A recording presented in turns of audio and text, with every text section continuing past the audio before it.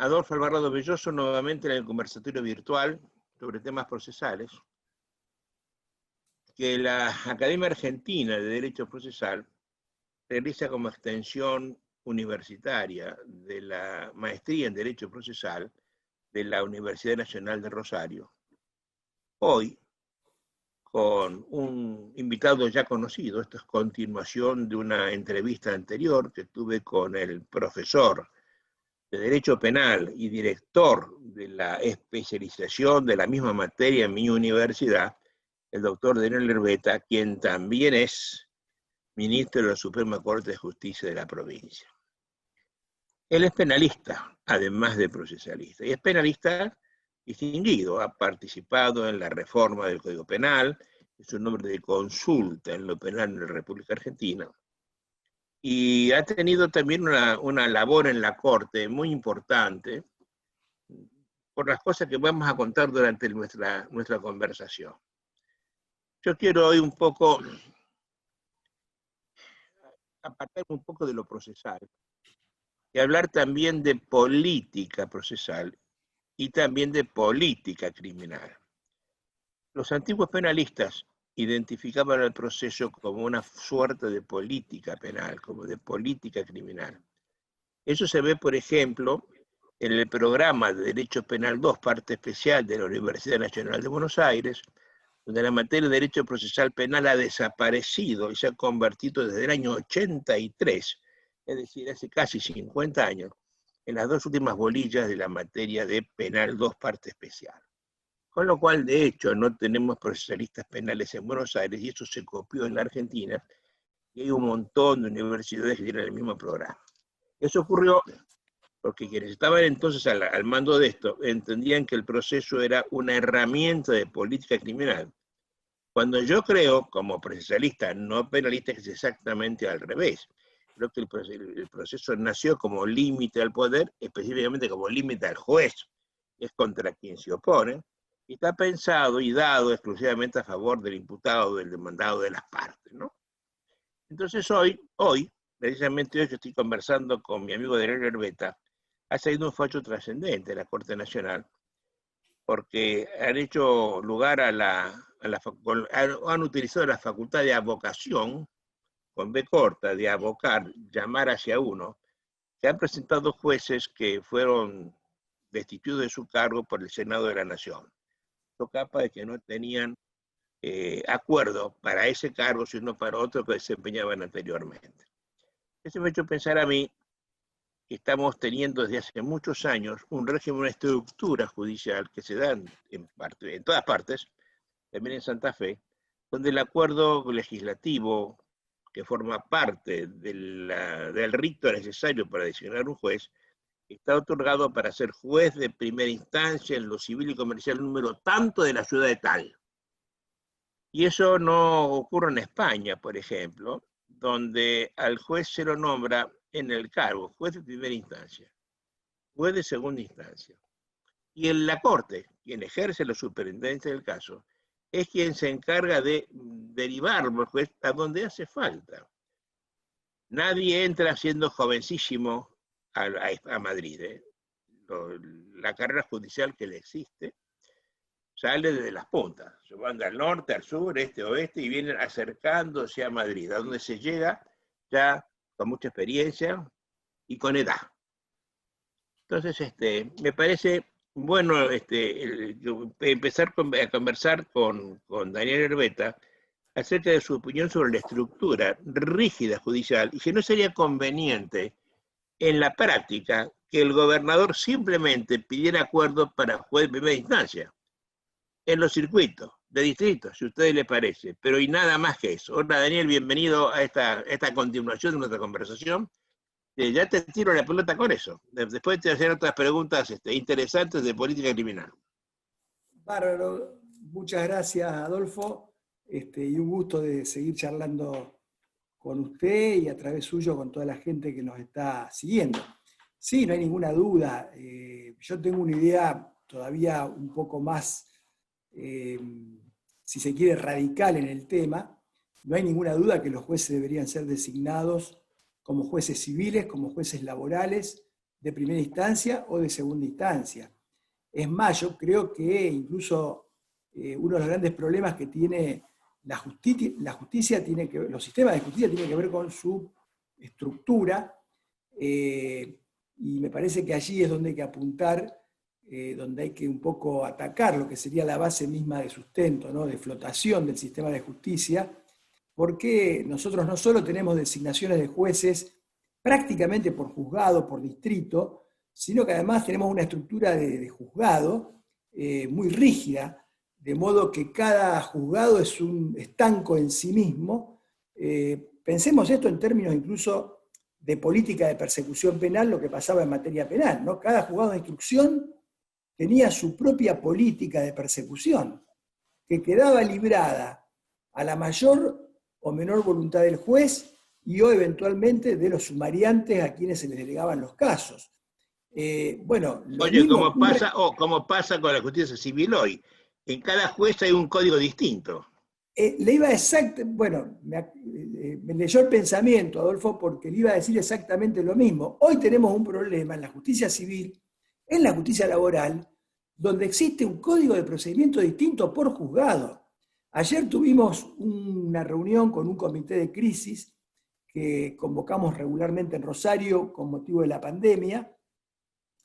Colegio de Abogados, el gremio judicial, los presidentes de Cámara, médicos, sector informático, y una de las quejas de los abogados era precisamente cómo unificar criterios frente a cuestiones de trámite no demasiado complejas que obligan al abogado a tener que plantear de un modo diverso o hacer de un modo diverso determinada actuación por exigencias de un juzgado en relación a otro juzgado del mismo fuero y de la misma instancia.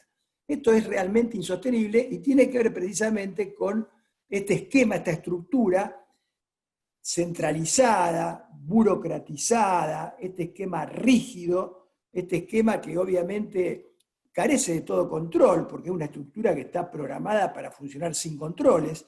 Usted sabe muy bien, Adolfo, que los controles que prevé, pensemos en la justicia civil, por caso la laboral, los controles que prevé la ley orgánica le encomienda la responsabilidad a las presidencias de Cámara. Lamentablemente, y acá es importante tomar categorías sociológicas que ya vienen de la época de Merton, ¿no? Para poder analizar cómo funciona la justicia. Una cosa son los discursos, otra cosa son las prácticas. Lamentablemente, las prácticas convirtieron a ese control de gestión que debían asumir las cámaras casi en una visita protocolar. De una reunión amable con un café en el medio. Con un café en el medio, de modo que un sistema de justicia no puede funcionar así porque una cosa es la independencia judicial, que es sagrada y en la cual nadie puede interferir, y otra cosa es la responsabilidad institucional. Y hoy la justicia, dicen que el siglo XXI es el siglo de la justicia, hoy la justicia es interpelada, pero la justicia hoy tiene un campo de proyección que se ha ampliado de manera notable. Bueno, a mayor, digamos, actividad de la justicia, se requiere una justicia más independiente, y a una justicia más independiente se requiere mayor responsabilidad institucional. Y para que haya responsabilidad institucional tiene que haber controles, no interferencia en el ámbito de la decisión, sino controles de gestión, fundamentalmente en estos esquemas tan cerrados, tan rígidos, que, vuelvo a repetir, y retomando la pregunta, verdaderamente merecen una modificación o una reforma de base. Yo creo que los jueces no solo deberían designarse por fuero y por instancia, sino que lo ideal sería romper el esquema de juzgado y avanzar hacia una cuestión más horizontal, que son los colegios de jueces.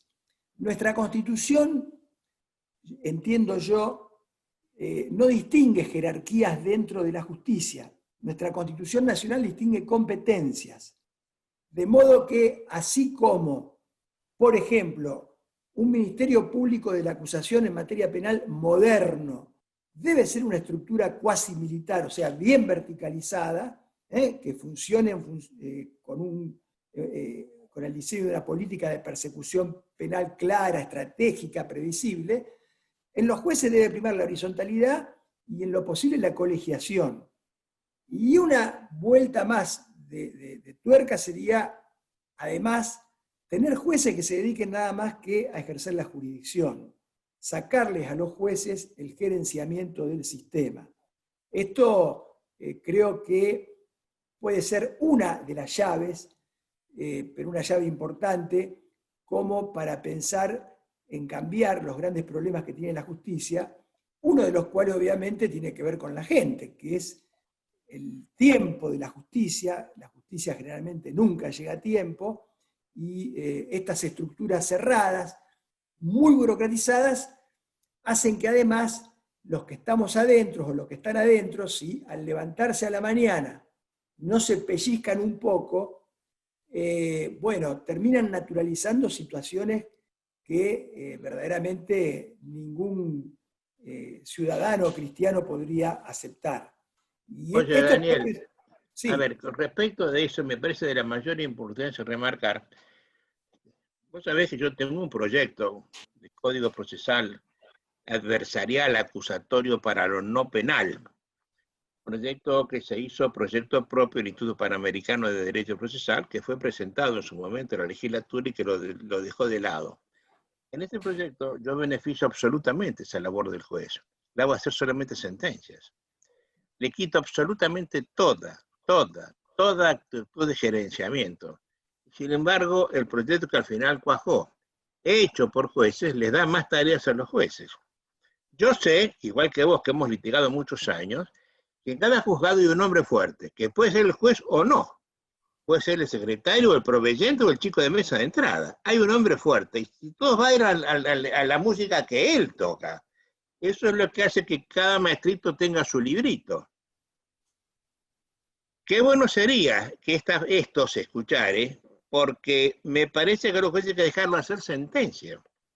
solamente sentencia. Ni Solamente, siquiera y no hacer estadística, regular honorario, administrar el juzgado, buscar el papel higiénico en la economía. Hay mil cosas que hacen los jueces que no tendrían otorgar que hacerlas licencias a los nunca más. empleados, Otorgar otorgar licencias, licencia, con los pedir problemas que eso trae de por medio. reclamar computadoras, pedir la tinta para la computadora. Esto me parece que no, digamos, es una desnaturalización de la función jurisdiccional por un lado. Por otro lado, esto además se complementa con una delegación funcional que tampoco es natural ni es querida por la Constitución, y además implica una merma en la capacidad de respuesta de ese recurso humano. Nosotros, lamentablemente, Adolfo, y usted, yo se lo he escuchado varias veces, vivimos en un país que por historia tenemos algunas ambivalencias y autocontradicciones que las terminamos finalmente asumiendo casi como si fueran algo normal. Un país que nació con una constitución netamente federal, sin embargo, quedó atado al centralismo, digamos, del puerto de Buenos Aires. Un país que nació con una constitución republicana, pero que recién tuvo sufragio universal después de la ley Sáenz Peña en 1912. Y un sistema de justicia donde nosotros, yo le voy a contar una anécdota. Cuando se produce la reforma en el sistema de justicia penal, y esta anécdota le va a interesar mucho, vino un fuerte reclamo de los colegios de magistrados, de los jueces, hacia los que más estábamos trabajando en el tema de la reforma, por el tema de la figura del secretario. ¿Por qué? Porque la reforma implicaba que los secretarios, que obviamente ya no tenían cabida en un sistema de audiencia pública y oral, pudieran, digamos, optar, manteniendo todos sus derechos, sus remuneraciones, etcétera, por trabajar de fiscales, de defensores, o bien por ir a trabajar a las oficinas judiciales en el gerenciamiento del sistema. Esto generó, no sé si una mala interpretación, pero se hizo un planteo muy, muy duro, prácticamente invocando además una norma del Código Civil, para mí erradamente, ¿no? Norma que ahora está derogada, que es el artículo 970 y pico, no me acuerdo qué inciso del Código Penal, Civil, que en realidad es una norma que hablaba del secretario, una norma que viene de aquella época, cuando estos sistemas de justicia todavía no estaban pensados, Usted sabe que la figura secretario viene de secretum y está muy arraigada al proceso de la Inquisición. Pero que en realidad era una norma del Código Civil que era una norma de reenvío a las legislaciones locales. Bueno, yo me reuní mucho con los jueces, incluso llegué a publicar un artículo porque me llamó la atención que, imagínense, poner en duda la veracidad de una audiencia videograbada con la presencia del juez de cuerpo entero y las partes, ponerla en duda con ese énfasis y haber naturalizado durante años firmar actas de supuestos actos en los que el juez y el secretario estuvieron pero no estuvieron. Eso es una práctica donde todos los días casi todos los jueces cometen un delito de falsedad ideológica y nadie dice nada. Están pero no están. Mire, yo a raíz de eso hay es un problema que tiene que ver precisamente con estas estructuras cerradas.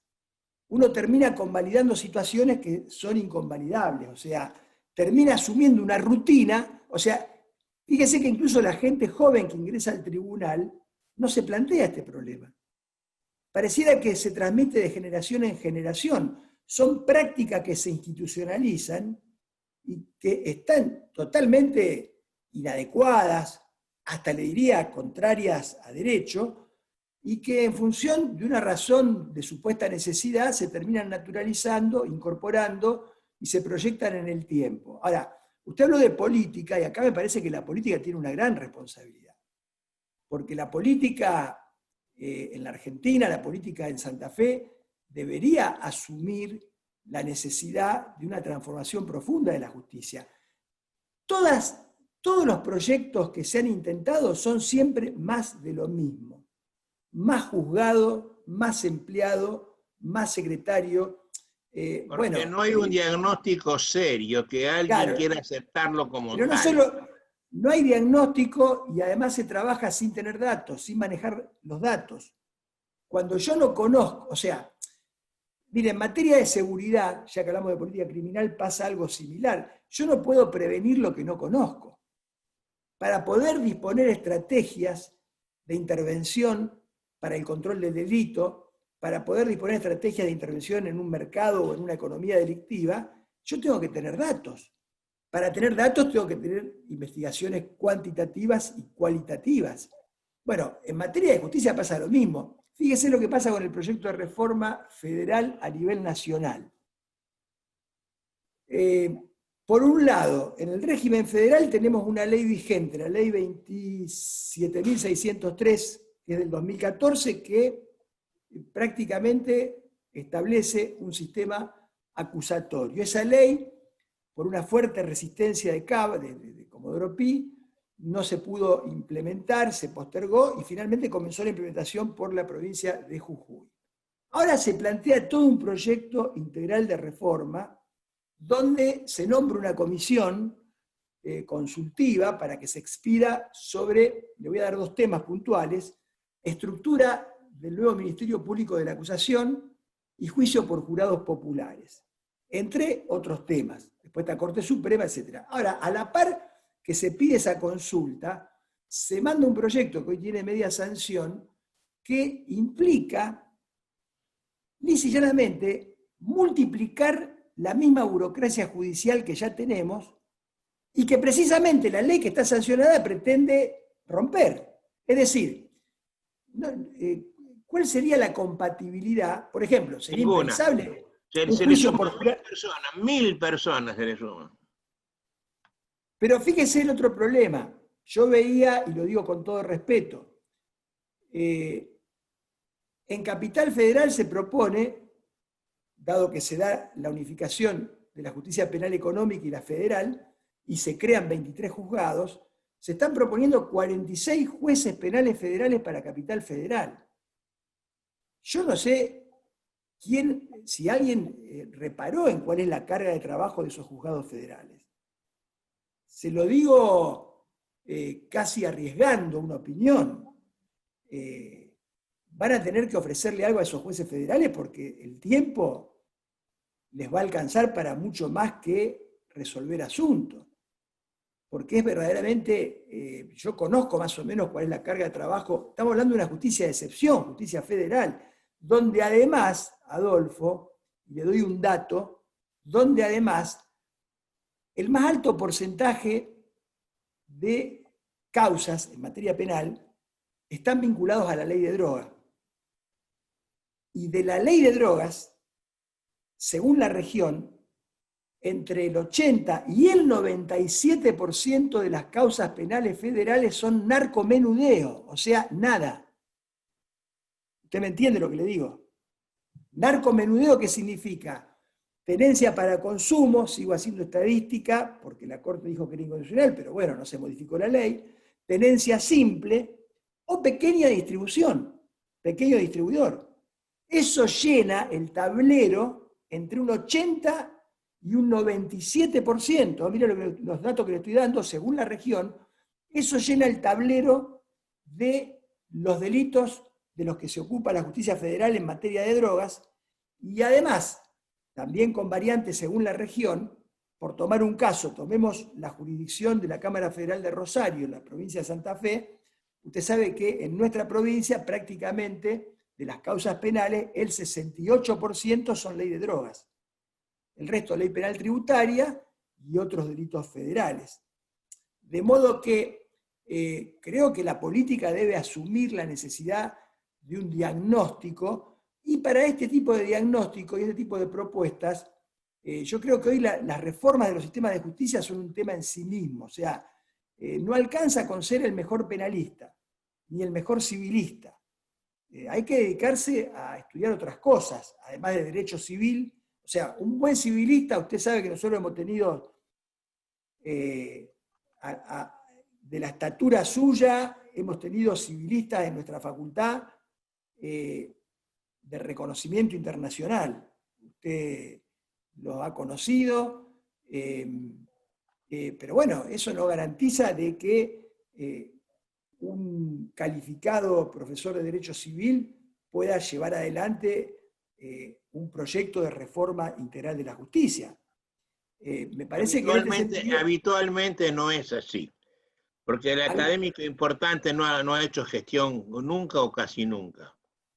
Entonces desconoce dónde está el lugar. precisamente, bueno, y ahí está el tema, que la reforma de los sistemas de justicia tiene más que ver con el problema de la organización, del sistema de organización, con los procesos de trabajo y también con los modos de litigación, con las formas de litigar, que obviamente en un sistema al que uno aspira, como un sistema de audiencias públicas y orales, cambia sustancialmente. Y le doy un dato.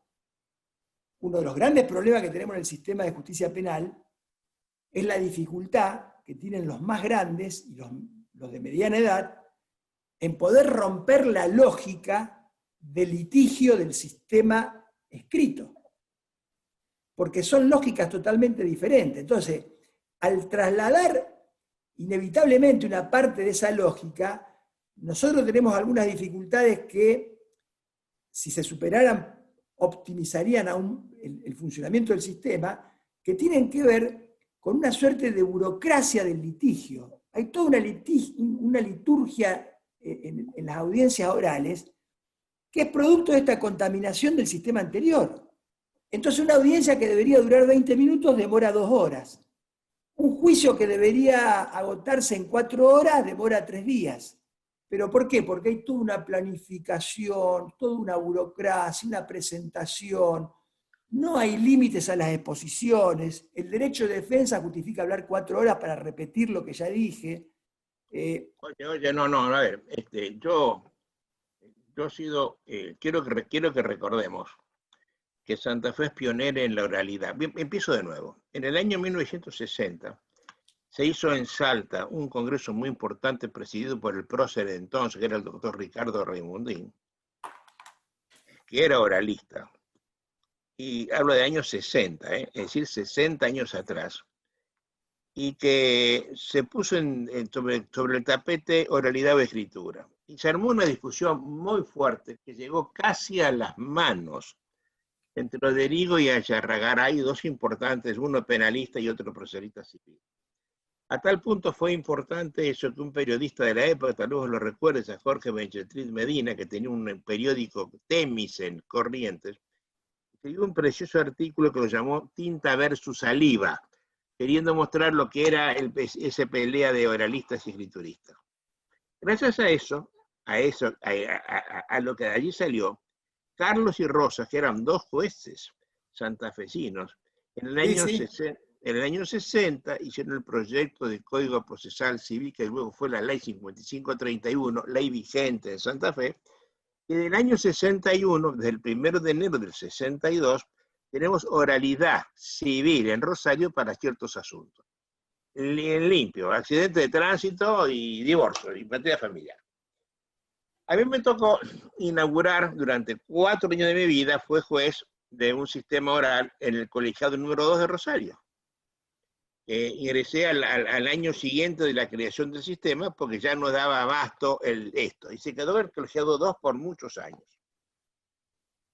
Yo me enamoré del sistema oral, escribí un artículo en la revista Luz de la Plata que me hizo pasear por todo el país hablando del tema, porque había descubierto que un juicio bien llevado, con demandas, sesiones dilatorias, de contestación, resolución, de concesión de demanda, etc., llevaba 3 meses y 22 días corridos. Pero al año, un día estaba yo firmando despacho y viene mi secretario y me pone una, creo que era 1963, por el 64, me pone una audiencia para el año 65, para fines del 65, principios del 66. No, aquí hay una equivocación, no hay ninguna equivocación, doctor. Lo que pasa es que ya estamos en esa fecha. Y esto se excedió. Si yo no tengo un número adecuado de jueces, unipersonales o pluripersonales, que enfrenten la oralidad, con la mentalidad de una o la mentalidad de la otra, no funciona, porque te recuerdo que el tiempo para alegar conforme el Código Procesal Civil es de 20 minutos. Y asuntos importantes son 20 minutos, no son 4 horas, ni se repite. En general nadie lo alcanza eso, porque el abogado no está preparado para litigar oralmente, el abogado común. Con el tiempo, y dada que el número de asuntos judiciales excedía el número de sentencias que puede sacar un tribunal colegiado, que son 2 por día hábil, si nunca falla nada, por 200 días son 400 sentencias por año, más un 50% que terminan por vías autocompositivas, un tribunal puede sacar 600 causas por año. Si le entran 600, vamos bien. Si le entran 1800, estamos muy mal, porque le quedan 3 años por delante que se van acumulando una masa que corre cientos de miles de expedientes. Entonces, ¿qué pasó? Pasó que los jueces pluripersonales hicieron jueces unipersonales. Eso se triplicó. Y eso ya, cuando pasó eso, esto no funcionó más. Yo tuve la suerte de trabajar una ley orgánica 4 veces. Una sola puede lograrla la ley, pero siempre quise sacarlo. Fue la 10.160. Que la hice cuando Roberto Faristoco, hoy ministro de la Corte, era secretario de Justicia. Secretario de Justicia. Yo siempre quise eliminar el colegiado y nunca pude. Por muchas razones, que no quiero decirles ahora. Pero lo cierto es que el sistema no funciona. Pero además no funciona. ¿Por qué no funciona? Porque no hay el número de jueces suficiente, hijo.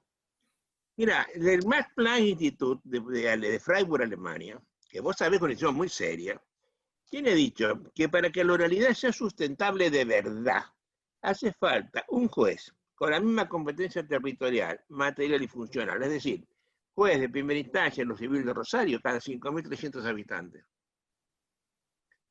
Si yo tengo 1.100.000 habitantes y necesito 200 jueces y tengo 30, me falta que tengo que septuplicar, hectuplicar, decuplicar, y nadie va a hacer eso porque no hay gobernador en el mundo que le quite plata a la salud, a la seguridad o a la educación para hacer a los jueces.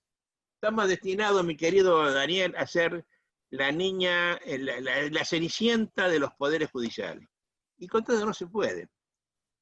Estamos haciendo esta oralidad a contrapelo de la historia. Hasta que no tengamos jueces de verdad o hagamos tales competencias orales y le asignamos un número importante de un colegio de jueces, esto no va a funcionar. ¿Qué es lo que está pasando hoy? Mira, Pero Adolfo, discúlpeme, y lo del colegiado yo comparto totalmente y lo vengo proponiendo ya hace tiempo, porque además hoy en día, en general, no digo que en todos los casos, pero tampoco funciona como un colegiado. De ninguna manera. Son jueces Son jueces unipersonales aislados. con este agravante, que las decisiones de ese tribunal tenían un recurso limitado precisamente porque se partía de la base de que era un tribunal colegiado. Y ya no lo es. Ahora no tengo el colegiado y me quedo casi sin recurso. Con una casación que no es el recurso idóneo en los términos del Pacto de San José de Costa Rica, que requiere el examen de hechos y de derechos. Y esto nadie lo dice. Y miramos todo por otro lado, viejo. Ahora te pregunto. Yo lo digo. Claro, Pero yo lo digo, pero es una opinión minoritaria. Absolutamente minoritaria, ¿no? Pero además, yo te pregunto, durante el gobierno anterior, tuvimos de ministro de Justicia a un penalista, lo normal de los penalistas, hablando con uno, que además era fiscal, toda su vida fue fiscal. Con la mente de fiscal, quiso meterse a solucionar los problemas de la justicia civil, de lo cual no tenía la más remota idea. Y eso hizo un proyecto que gracias a Dios en lo federal no salió, y sé que no va a salir, proyecto con el cual se colonizaron todos los superiores tribunales de justicia del país, entre ellos la Corte Suprema de Santa Fe, que adoptó un protocolo de oralidad que hizo que se derogara por acordada del tribunal la ley procesal. Y eso se está aplicando hoy con beneplácito de la gente que se le pregunta, ¿cómo le fue? Ahí, el secretario, ¿cómo le fue? Y te dicen que sí. ¿Quién le va a poner el cascabel al gato? Pero salí del pasillo, pasá la puerta, a ver qué te dicen. Pero además, mi querido Daniel, se han exacerbado los ímpetus autoritarios de muchos jueces, que no de todos. Y entonces un sistema que tiene que ser acusatorio en lo penal y en lo civil, hemos pasado a ser un acusatorio serio en lo penal y lo más inquisitivo que vos te podéis imaginar en lo civil. Hay que soportarlo, al reto del juez porque no arreglás. Hay que soportarlo eso. Bueno, eso no corresponde. ¿Y qué se hace para ver? A ver, no corresponde, de acuerdo. ¿Y qué se hace para que corresponda? Nada. Nada, porque la Corte está contentísima con la acordada que hizo. Y nadie le ha dicho que todo es un desastre.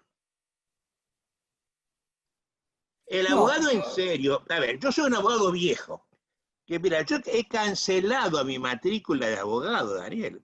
Tuve que ir al colegio y te pone un papelito. ¿Usted por qué se va? ¿Se jubila? No. ¿Por qué se va? ¿Debo ponerlo? Sí. Por hartazgo puse yo. Si vas a ver a mi renuncia a la abogacía, por hartazgo. No se puede litigar en Rosario. Es terrible. Daniel, y salvo vos, cuando te dejan, nadie hace nada. Bueno, en fin, hay mucha gente que tiene inquietud y motivación para tratar de cambiar la realidad. O sea, para cambiarla hay que ser crítico, obviamente. Oye, hijo, pero el proyecto de código que están piloteando en el tribunal y que ha vuelto a tener, perdió estado parlamentario y que ha vuelto a pilotearse, es terrible. ¿Alguien lo ha leído, lo asistémico que es el código y lo incoherente que es conforme con el régimen procesal penal? Es todo lo contrario. Proyecto, Adolfo, ese proyecto es, yo no sé incluso ahora qué estado tiene, pero es el resultado de una comisión bastante amplia, sí, digamos. Sí, formada, muy bien, formada por abogados. Sí. Abogados formadas, por ejemplo, por la Asociación Tribunales. Te pregunto, ¿qué tiene que ver un empleado tribunalicio para hacer una reforma al Código Procesal? No es serio. No me digas que es serio. Mire, Adolfo, yo le cuento, con lo cual no quiero obviamente ni deslindar responsabilidades institucionales ni personales, pero bueno, yo tengo una idea, lo he hablado con muchos legisladores, yo creo que la justicia civil necesita de un proceso de reforma, si se quiere, parecido al que ha ocurrido en la justicia penal. Absolutamente. Creo que hay que aprovechar los tiempos políticos, si hay decisión para una reforma, para tomar el bisturí y cortar a fondo. Pero no se hace, Porque, Daniel, pero no se ha bueno, hecho ni se hace. yo le digo, mi propuesta, incluso tengo datos concretos, tengo datos en función de la carga de trabajo. Nosotros tenemos una dificultad importante en el fuero laboral y en el fuero de familia. En el fuero civil, yo con los datos, con la carga de trabajo en las distintas regiones de la provincia, una reforma profunda al sistema de la justicia civil es totalmente posible, y yo creo que lamentablemente los mismos jueces serían los primeros en agradecer el día de mañana. Pero bueno, una reforma profunda implica esto: Yo estoy seguro de eso. romper, terminar con el expediente, establecer un sistema de audiencias públicas y orales, un Con número de jueces adecuado. colegio de jueces adecuado que se dediquen nada más que a ejercer la jurisdicción, y una estructura de gerenciamiento que no tenga nada que ver, que sea independiente, digamos, de la función jurisdiccional como trazo grueso, digamos. El sistema de audiencia pública y la oralidad tiene muchas ventajas, no solo porque permite ganar en publicidad y en transparencia, sino que también la experiencia demuestra cómo se reducen las chicanas, cómo se reducen las incidencias, cómo se reducen las recusaciones, pero la oralidad va de la mano, creo, a esta altura del siglo XXI, de un cambio del sistema de organización y de los procesos de trabajo. La oralidad va de la mano de colegios de jueces, de oficinas judiciales, y me parece que va de la mano también de tratar de despapelizar lo máximo posible. Y entonces Eso, sí, Daniel, eso te va a llevar 20 años, desgraciadamente. es Y lamentable te porque, van a oponer, te ¿sabe van a por qué es oponer lamentable, Adolfo? mil, Porque, mil excepciones dilatorias.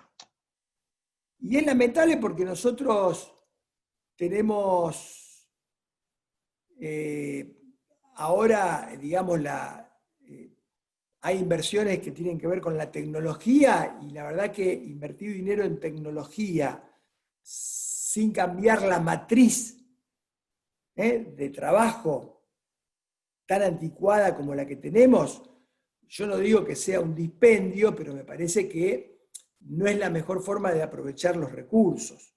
O sea, la tecnología nos va a servir y va a ser muy importante en la medida en que previamente cambiemos la forma de trabajar y la forma de litigar. Cambiemos las estructuras y Y, los sistemas de organización. oye, ¿y no crees que haría falta una academia al efecto? Que la Corte empezara a ser academia, porque te recuerdo esto, cuando en Buenos Aires en el año 94 se cambió de inquisitorio a acusatorio, nadie hizo una enseñanza previa a los jueces de que había que cambiar así, había que hacer un giro de 180 grados. Y de un sistema que era inquisitivo, pasamos a un acusatorio que era filosófica, ideológica, política, jurídica y moralmente incompatible. Y nadie les dijo nada. Y entonces, ¿qué estamos haciendo? Vos, yo, nuestros alumnos se han criado con el sistema inquisitivo, no saben qué es el acusatorio y no se lo enseñamos. Entonces, nombramos a jueces que no saben lo que tienen que hacer conforme a la ley que están aplicando. ¿No creemos que habría que hacer de verdad una enseñanza en la facultad? Vos estás muy metido ahí adentro. ¿No crees que habría que hacer una preparación judicial también en la facultad? Pero académicamente, no enseñada por jueces, sino por abogados. No, yo creo, usted sabe, Adolfo, que soy partidario, yo creo que en principio el tribunal no es el ámbito natural de la formación jurídica. El tribunal puede organizar cursos para algunas destrezas y cuestiones que tienen que ver con funciones administrativas, etcétera, pero el ámbito natural de formación son las universidades. Claro. Y en eso no tengo la menor duda.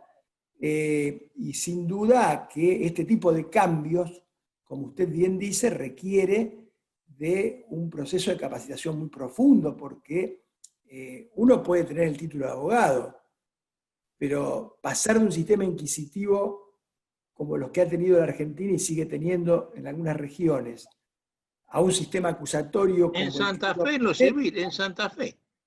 o en Santa Fe en lo civil, por ejemplo, En lo laboral. implica necesariamente, o sea, no es que el juez va a leer un artículo y se va a dar cuenta de cómo va a tener que trabajar. Esto implica un proceso que tiene que ver con un cambio también cultural y que requiere de mucha capacitación, un proceso muy exigente, de modo que en eso coincidimos, y la universidad en eso tiene una responsabilidad. Yo creo que las nuevas generaciones, de cualquier forma, hoy en día, las nuevas generaciones, me refiero a los chicos que están ahora en la facultad, ya en la facultad existen talleres de litigación oral, ya obviamente la materia procesal penal y procesal civil, supongo, por lo menos en algunas de las cátedras, se ajustan, digamos, y estas líneas de pensamiento, y bueno, que hoy están normativizadas en algunos fueros, son el objeto, digamos, de estudio, de formación y de entrenamiento. Los chicos están muy contentos. Te quiero recordar, vos eras decano de la Facultad de Derecho de Rosario, cuando se aprobó la carrera de especialización en magistratura judicial. Y Sí, esa claro que era carrera, decano. ¿era decano? Fue la primera carrera en la República Argentina, Así es. Y esa carrera magistratura, tuvo una editorial de Adrián Ventura en La Nación, en La Nación. que hizo que gente de Azul viniera a llevarse la especialización para allá. Y vos la autorizaste, eras vos que permitiste que Azul hiciera esa carrera. Y había, semanalmente viajaba un auto hacia Azul, Sí, Rosario, sí, un sí. profesor volvía, y durante 1 año y medio se dio una clase todos los fines de semana. Con el tiempo, a mí me dijo el presidente de la Asociación de Abogados en una reunión de muchos abogados litigantes que había mejorado sensiblemente los Me tribunales de acuerdo Azul. perfectamente. ¿Te acuerdas de eso? Me acuerdo, A vos sí, se te claro. dio un reconocimiento muy especial por esto. La carrera es de 1989, o sea que fuimos pioneros en su momento en la República Argentina. Me acuerdo de la editorial de Ventura en el Diario de la Nación, y bueno, lo de Azul, que fue una,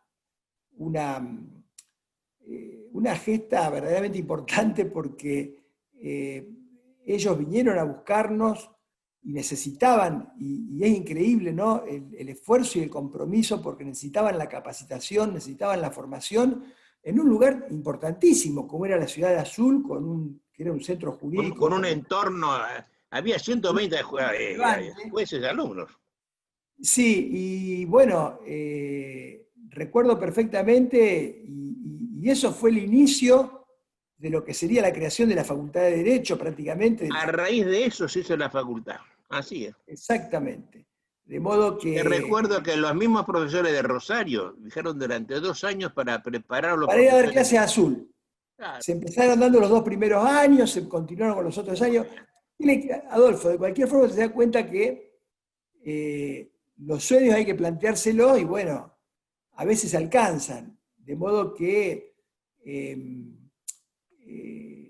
precisamente forma parte de la lucha por el derecho, ¿no? Mantener estos objetivos, mantener estos ideales y tratar de por lo menos difundirlos y de convencer a quienes tienen la potestad de poder asumir y decidir políticamente estas cuestiones.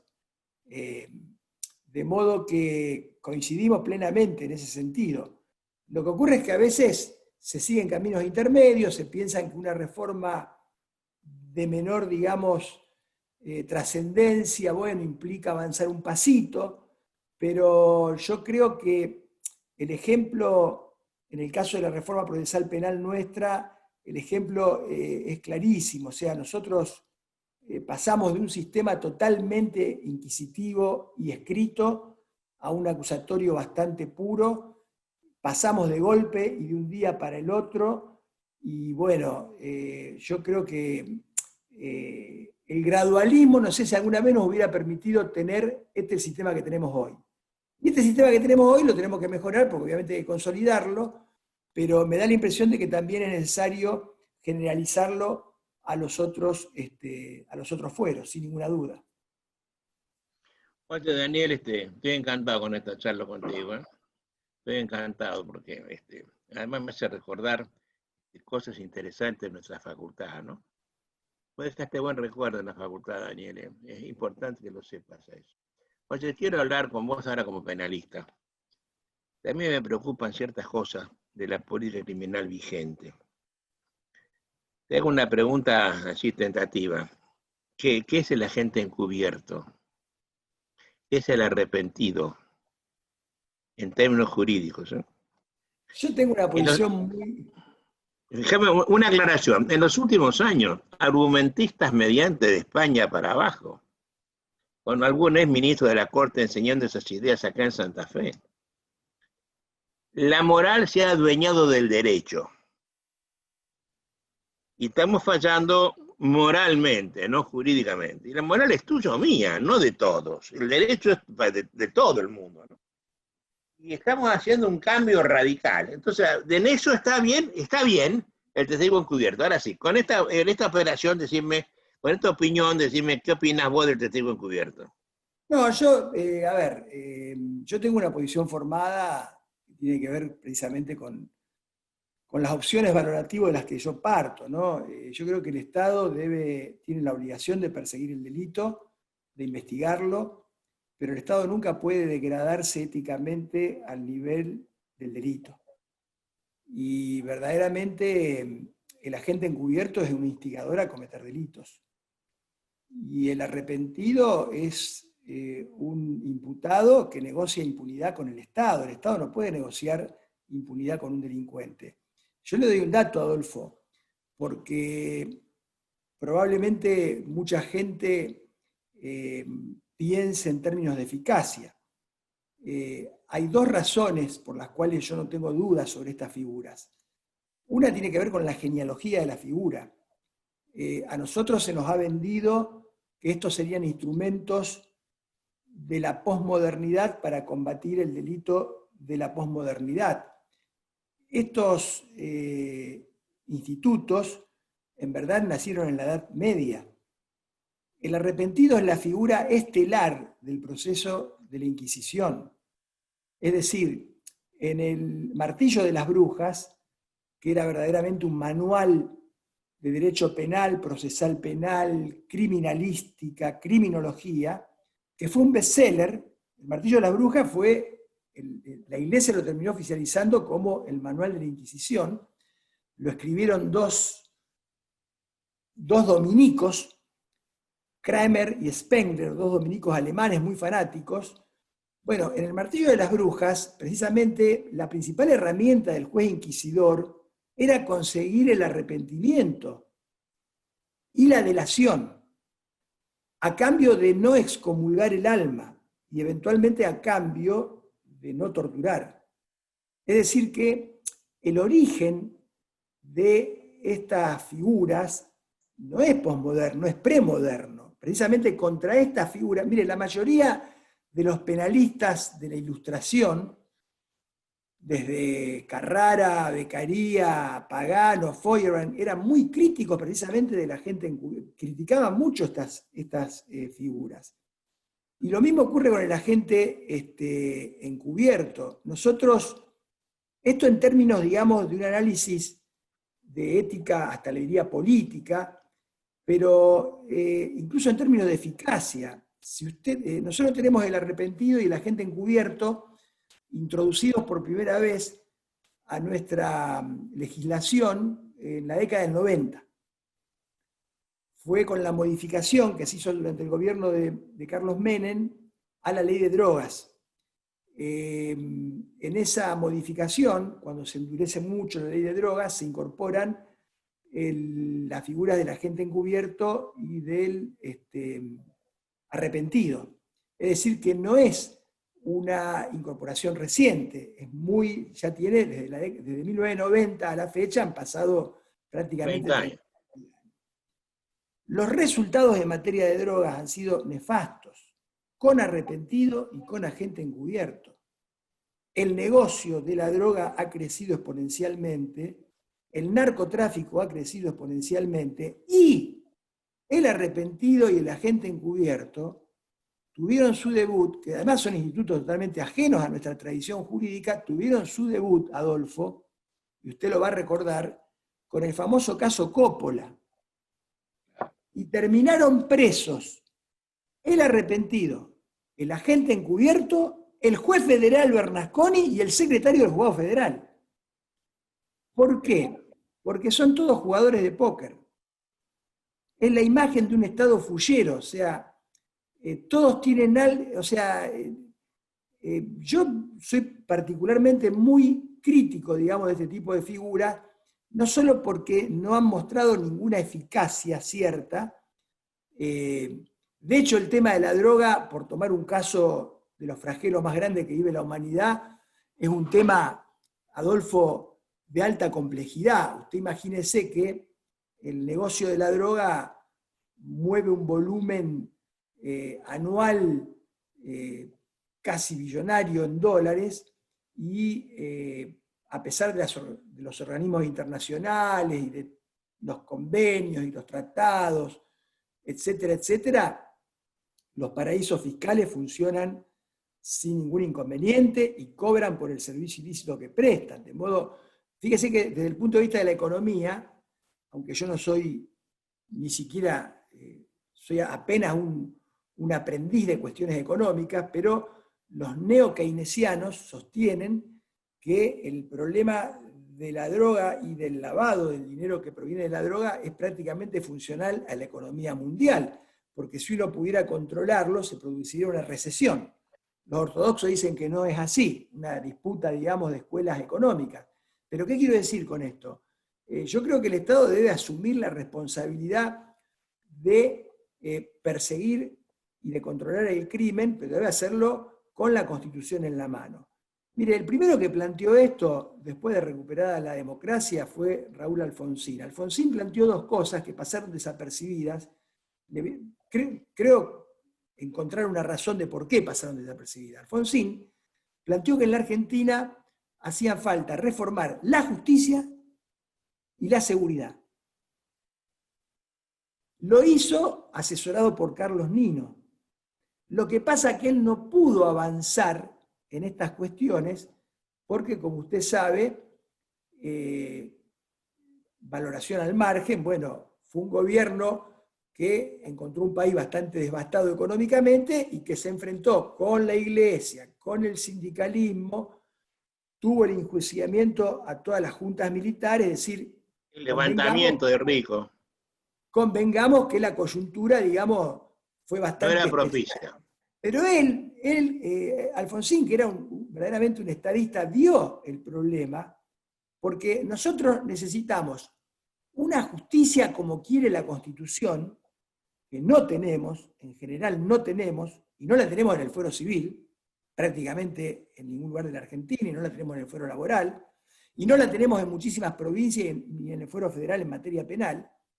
No tenemos una justicia como la que quiere la Constitución, que es la justicia de la que estábamos hablando antes, y necesita un abordaje totalmente distinto al problema de la seguridad, y una política criminal totalmente distinto a lo que ha sido lo que se ha hecho durante todos estos últimos años. Reformando el Código Penal, aumentando las penas, poniendo arrepentido y agente encubierto, está demostrado que no vamos a poder, no han tenido impacto en la reducción del delito. Yo creo que hay que cambiar radicalmente. Y acá, una cuestión, digamos, un actor de política criminal esencial, hoy son los ministerios públicos fiscales de los sistemas acusatorios, y antes que ello hay un actor central que es la policía. Y ahí nosotros tenemos una deuda pendiente. Nosotros tenemos una deuda pendiente con el tema de la policía. Necesitamos una profunda reforma policial, una reforma que apunte a un alto grado de profesionalización y de jerarquización. Pero nunca se hace, nunca se logra eso, ¿no? Porque yo creo que hay intereses, Adolfo. Yo creo que hay intereses cruzados. Yo no creo que esto no se haga por ingenuidad. Hoy estos temas en alguna medida han sido motivo de investigaciones. hoy hay insumos, digamos, que no creo que la política ni los legisladores no tengan acceso. Me da la impresión de que hay cuestiones que se mezclan o que por lo menos se interfieren como para que se tomen este tipo de decisiones. Es un país, yo leía, por ejemplo, usted sabe, por ejemplo, en Alemania tiene un sistema en donde el Senado representa a los gobiernos provinciales y a las provincias. Y tiene potestad para intervenir en las discusiones vinculadas a lo que es la distribución del dinero, la coparticipación, la obra pública, pero no para votar legislación ordinaria. Porque usted sabe que en materia de legislación ordinaria, mañana discutimos la ley de divorcio y el voto de un fueguino vale 100 veces más que el voto mío. Debería valer igual que el mío, pero en términos relativos vale 100 veces más, por lo menos en una de las cámaras del Congreso, ¿me explico? De modo que me parece que, y bueno, me parece que hay muchas cuestiones que deberíamos abordar desde la perspectiva institucional. Es un país que necesita, estas son cuestiones que tienen que ver con la política institucional y que tienen que ver con el bienestar de la gente. Porque una buena justicia y niveles de seguridad adecuados hacen al bienestar de la población, hacen al desarrollo de la economía, hacen al desarrollo de la seguridad jurídica.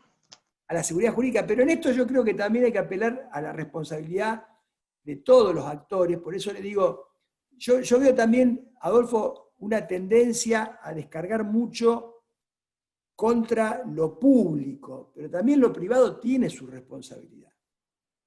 Cuando usted se encuentra con un negocio tan formidable como son los que alimentan hoy el mundo globalizado, usted sabe que hoy los tráficos de escala son fuente de ganancias monumentales. Me refiero al tráfico de personas, la trata de personas, el tráfico de armas, el tráfico de drogas, bueno, obviamente el lavado de esos dineros, el lavado también del dinero proveniente de la corrupción, de la evasión fiscal, pero me da la impresión de que acá, bueno, hay un problema más planetario, pero ya a nivel local también hay una responsabilidad social, una responsabilidad compartida, porque, a ver, el lavado del dinero que producen las organizaciones que se dedican al tráfico de drogas no lo hace una Cámara de Diputados. Entonces, me da la impresión de que, al contrario, yo creo que, bueno, la política y los que tienen la responsabilidad de investigar estos hechos deberían precisamente apuntar a los eslabones más altos, ¿no? Pero ahí no se llega nunca, ¿no? No se llega. De cualquier forma, la esperanza precisamente... Mire, uno de los grandes desafíos justamente de los sistemas acusatorios es poder romper un poco la selectividad estructural de los sistemas penales, que es algo que no responde a cuestiones conspirativas ni de clase, es un problema burocrático. O sea, ¿por qué los sistemas penales en general trabajan siempre con la misma clientela? ¿Y por qué es lo más fácil, Adolfo? ¿El burócrata qué hace en el tribunal? Lo más cómodo. ¿Y lo más cómodo qué es? Lo más fácil. Entonces usted viene y le dice, no, esto no se hace así, váyase. No, pierde creatividad. No piensa en el problema del otro. Sin duda que para la policía es más fácil agarrar a un tipo que tiene cara de delincuente, se viste como delincuente y además delincuente. ¿Por qué? Obviamente está entrenado para cometer un delito tosco. Eso es mucho más fácil que, además y en paralelo, porque obviamente ese delito hay que perseguirlo y castigarlo, pero además y en paralelo, investigar otro tipo de actividad ilícita que obviamente requiere mayor complejidad. Y este es uno de los desafíos precisamente de los sistemas acusatorios, de los ministerios públicos fiscales fundamentalmente, en desarrollar una mayor capacidad de investigación y en volver a algo que alguna vez se usó mal, que incluso hasta recientemente se usó mal, pero que es algo muy importante, que algunos lo confunden cuando uno dice, cuando habla de inteligencia. Inteligencia es producir información, análisis criminal. Yo no puedo investigar si no tengo datos, Adolfo, si no tengo tecnología para procurarme los datos. Investigar dentro de la ley, investigar en el marco de las garantías, pero se puede hacer. Pero para hacerlo tengo que tener analistas, tengo que tener investigadores. Nosotros no tenemos una escuela de detectives, Adolfo. Nosotros no Y tenemos... ningún abogado sabe nada de todo eso. No, nadie lo preparó para Nadie. eso. Pero mire, Adolfo, yo acabo de proponer una reforma en el plan de estudio de la facultad, que se aprobó. Le voy a contar algo que le va a resultar interesante porque a usted le interesa el tema. Yo propuse que se introduzca como materia troncal una materia que se llama Políticas Democráticas de Seguridad Ciudadana. ¿Por qué? La motivación fue la siguiente. Hay un problema de inseguridad y lo primero que hace el periodista es llamar a un abogado. Al abogado le ponen un micrófono y habla. ¿Y dónde estudió? ¿En qué currícula de una facultad de Derecho usted vio una materia vinculada a esta problemática? Entonces dije, bueno, por lo menos que tengan un espacio en donde puedan tener una aproximación a algunas herramientas conceptuales que los vincule un poco al tema. Pero después viene el mito de los abogados, instalado también por los periodistas. Entonces llaman a un fiscal, el fiscal habla, llaman a un juez penal. El juez penal puede hablar de normas, puede hablar de un problema de dolo, de autoría, de participación criminal, salvo que haya estudiado otra cosa. Pero no de investigación. Exactamente. Y está muy claro. Hoy el MPA necesita, nosotros estamos avanzando despacio, pero en esto le quiero dar una buena noticia, a paso firme. Hoy la Policía de Investigaciones, Adolfo, y lo voy a invitar cuando pase esta pandemia que vayamos juntos a visitar la Policía de Investigaciones. Yo fui el otro día y no lo podía creer. Nosotros, gracias a la reforma del sistema procesal, pudimos advertir que muchos de nuestros amigos y conocidos y muy buenos jueces y camaristas del sistema penal nunca habían reparado, que fue la necesidad de contar con equipamiento tecnológico y de última generación para la investigación del crimen. Nosotros hoy tenemos equipamiento proveído por o comprado al gobierno israelí, al gobierno de Estados Unidos, al gobierno alemán, al Estado alemán, perdón, al Estado de Israel, de muy alta tecnología que permiten, bueno, se han podido esclarecer muchos hechos graves y complejos vinculados a organizaciones gracias a esos elementos. Desde destripas celulares que le toman cualquier celular hasta un iPhone y le aseguro que se lo desnudan desde el primer día hasta el último, hasta equipamiento para poder investigar cuestiones vinculadas a ADN, etcétera, etcétera. Es muy interesante. Y la Policía de Investigaciones, ¿de qué se está nutriendo? ¿Sabe quiénes trabajan en la Policía de Investigaciones? No trabajan. Hay algunos policías de calle, obviamente, que tienen que hacer seguimiento. Pero después son operadores de sistemas informáticos, contadores, gente con formación en administración de empresa, y así se produce información para investigar el crimen. Y esto es central, mucho más importante que subir una pena de 10 años a 20, porque subir la pena de 10 a 20 es muy fácil. Mire, un viejo profesor del cual no sirve para nada, ¿no? Yo terminé siendo muy amigo, usted lo debe recordar, el profesor Aguirre Barrio, por supuesto, un gran penalista, profesor de la UBA, y él decía, aumentar la pena es muy fácil porque alcanza con un papel y un lápiz. No tiene costo. Y tiene un nivel de efectividad, digamos, la eficacia política es enorme porque tiene una gran aceptación social, porque la gente, en alguna medida, Adolfo, espera que eso funcione. La pena le permite canalizar pulsiones de venganza que todos tenemos dentro. Cuando a nosotros nos pasa algo, somos víctimas de un delito, en algún momento... Pero que a la postre no sirve para nada, porque... A la postre está probado de que lamentablemente la eficacia preventiva es por demás de baja, ¿no es cierto? Oye, Daniel, hemos explorado un montón de cosas. ¿Cuántos temas? Eso que acabas de decir me gusta como expresión de anhelo, de deseo. Yo quiero terminar esto con un solo recuerdo. En el argot del bajo mundo, la delación se llama buchonería. Pero la delación es una traición. Y es delator el testigo encubierto y es delator el arrepentido. Hacer una normativa privilegiando al traidor es olvidar que la traición es el peor de los delitos.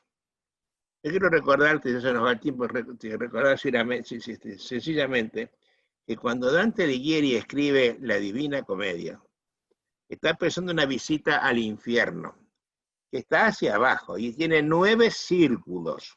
Cuanto más abajo se va, peor y más abyecto es el delito.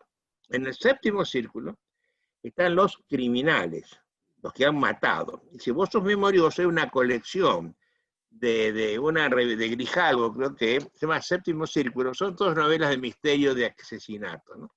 Pero si seguís hasta el 9º, que es el más profundo de todos, ahí están solamente los delatores. Ahí está Sfialter, que es el que abre el paso de las Termópilas. Ahí está Bruto, que mata a su padre, ¿no? Ahí están los delatores. Y hemos puesto lo más abyecto del delito en lo más granado de la literatura italiana a nivel normativo. Eso a mí me disgusta profundamente. Sí, comparto con usted, comparto, Adolfo, y le dejo, mire, Jiménez de Azúa, el profesor español, que fue profesor en el Litoral, en la Universidad Fue mi profesor de penal, yo rendí con él. Bueno. Me hizo leer la ley y el delito entera, que era un mamotreto de este porte. Sí, pero bueno, él en una parte de su obra dice que aún en el campo del delito, lo peor que puede ser un hombre es ser buchón. Y él era muy crítico, precisamente. De ahí lo saqué yo. Así que coincidimos completamente. Daniel, gracias por otra vez. Me encanta charlar contigo. Es posible que te vuelva a llamar, ¿eh? Es posible, Sí, porque además me entretengo mucho con estas cosas, ¿no? Me enojo, me desenojo. Es parte de mi vejez. Usted sabe, Adolfo, que además del respeto lo aprecio muchísimo y verdaderamente el trabajo que usted hace es admirable. Admirable. Oye, la gente no sabe, yo te quiero decirle ahí, ahora te voy a terminar, pero no hables de mí. Yo tengo una maestría en Derecho Procesal gracias a Herbeta. Herbeta fue el que creó la carrera, y el que un día me visitó en mi despacho, en mi estudio, para ofrecerme volver a la facultad donde yo me había ido, peleado con él precisamente. No, conmigo no, con el decano anterior. No, era vos el decano, con toda tu gente. Vos no estabas, no, sí. No cuento el tema. Un gran abrazo, Daniel. Gracias por todo. Gracias, Adolfo. Un abrazo enorme. Y hasta siempre, ¿eh? Hasta siempre. Gracias. Bueno, vamos a ver. Chao.